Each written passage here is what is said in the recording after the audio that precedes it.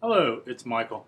In this video, we're going to work on literal equations. We'll learn how to solve simple one-step equations. More involved one-step equations we'll do in another video, and two-step equations in another video. We'll just stick to the basics right now, get the idea. Now, what are they? What are literal equations? Well, literal means having to do with letters. So literal equations are equations with letters, like these. Some formulas you've already seen.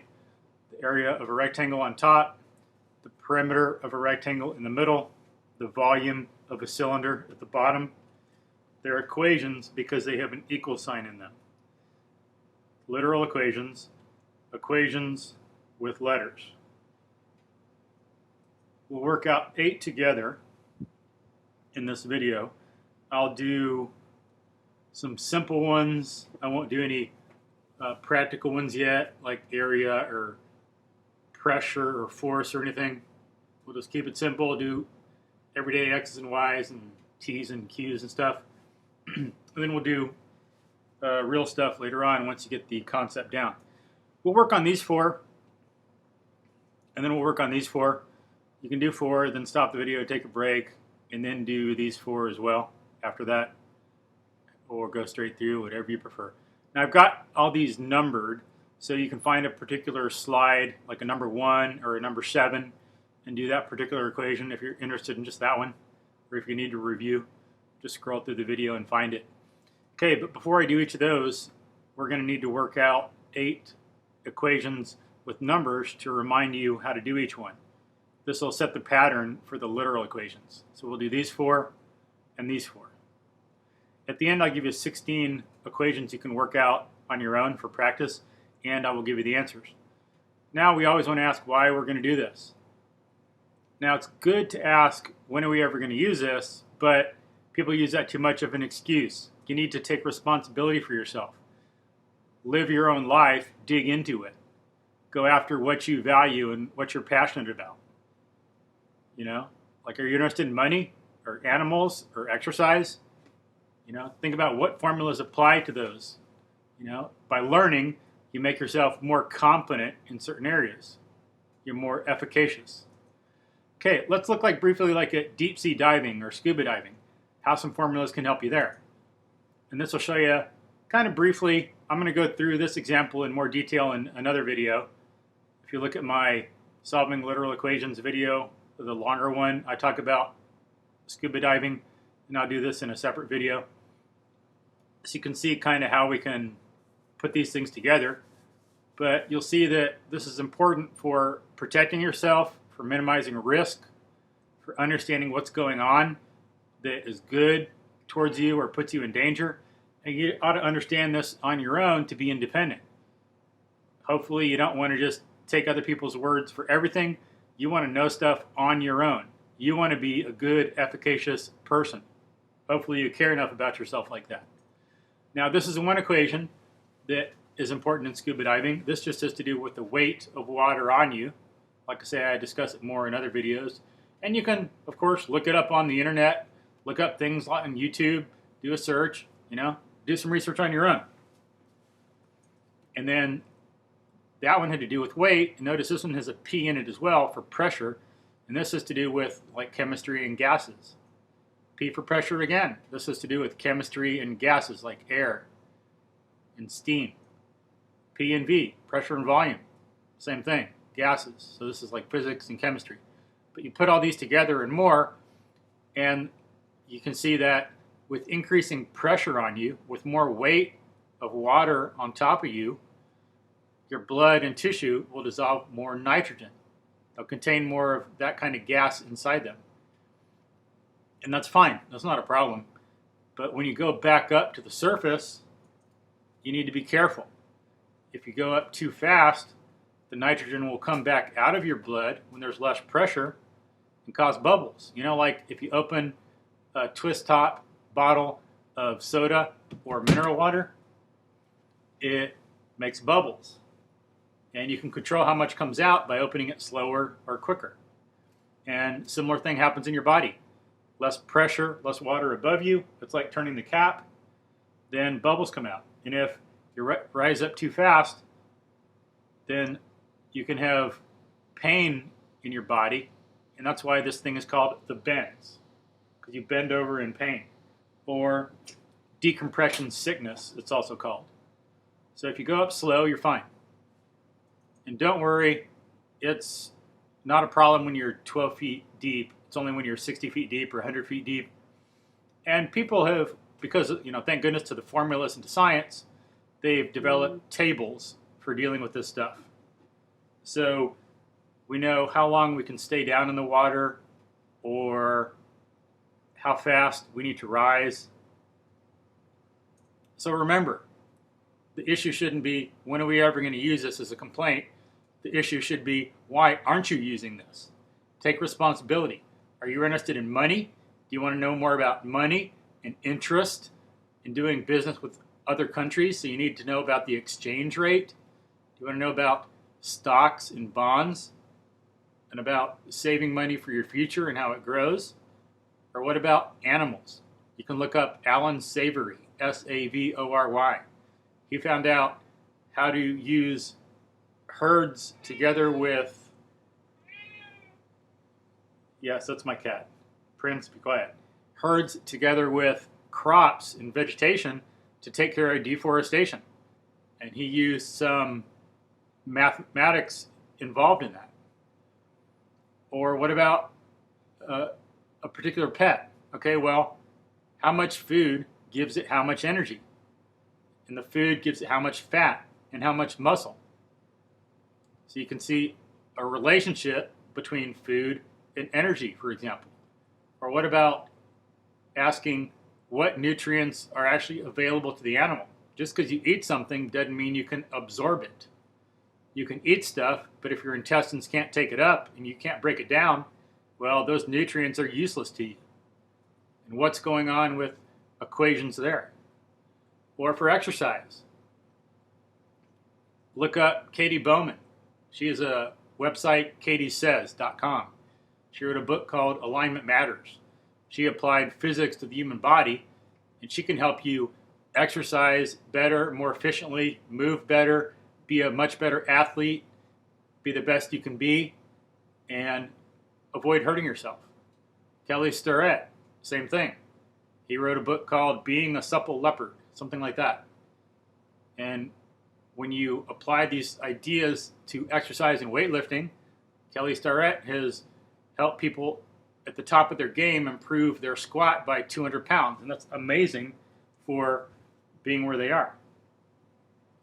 So see what you like. Dig into it. Live your life and go after what you're passionate about. All right, now, literal equations, that's why we need to know about them. But what do they depend on? To start basic literal equations, what do you need to know? Arithmetic, like multiplication and division, are opposites. If we do 10 times 5 and then divide by 5, we end up with 10. They undo each other. Same thing with addition and subtraction. 10 plus 5 minus 5, we end up back to 10. You need to know how to solve simple one-step equations with numbers and know generally what equations are, how to deal with them, and understand that a variable is a letter that stands for a number. So letters that stand for numbers. We name things as human beings, so we have to use letters in math because we're naming things. If you have a problem understanding some of this in the video, well, you need to go back and look at those 3 things and get to know those better, that background material. So let's start on these 4.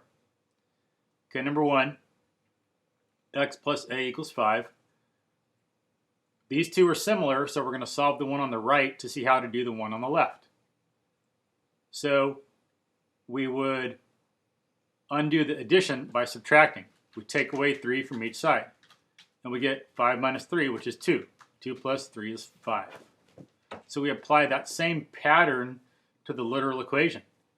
A is a number. We have to take that number away. When we take it away, we have 5 minus a, and that's it. Now look at the equation on the left and the right. See how they're related. Okay, it's following the same pattern. Number 2, xy equals 50. that's like 2x equals 50. Okay, we're going to look at the number equation on the right, see how we solve it, and then apply that pattern to the one on the left. We undo multiplication by dividing. We divide by 2. Okay, when we divide by 2, we get 50 over 2. That's 25. Notice 2 times 25 is 50. So we apply that same thing on the left. We divide by y. Okay, when we divide, we get 50 over y. X is 50 over y. If we put 2 in place of the y, we'd have the equation on the right, pretty much. Okay, number 3, x minus a equals 5. That is like x minus 3 equals 5. How do we undo subtraction? We add. So we add 3 to each side. And we get x is 5 plus 3. And that's, of course, 8. 8 minus 3 is 5. So let's apply that to the literal equation.